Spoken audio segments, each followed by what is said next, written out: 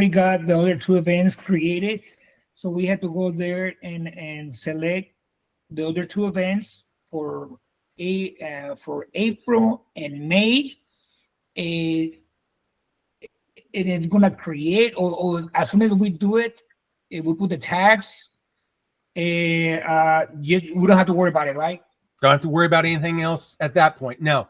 And if you've set it up so that the routine is keyed off of that event date, then whenever that event date changes, it will it'll run the routine and go with the process.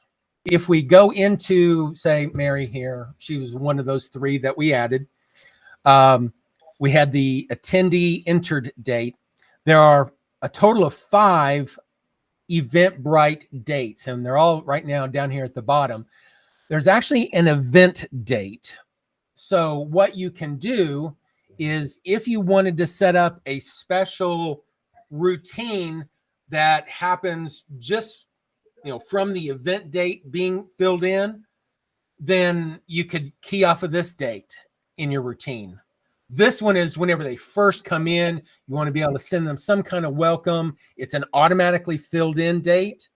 But this one here would be manual, where you just put in a date of an event of some sort, and it would start the process. The attended date is, did they actually attend? Now, this could be useful if you have some kind of form. Maybe you're at the event and you put up a QR code on the screen and say, scan this, go to our website and fill out the information while you're here at the event.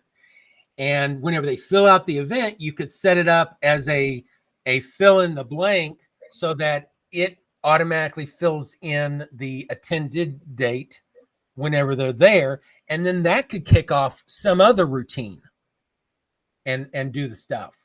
One of the things you might want to do is set up a routine that if something is in there, it automatically moves that last one into the last attended date, just as historical. Which meeting did they attend last, and it would automatically move it over.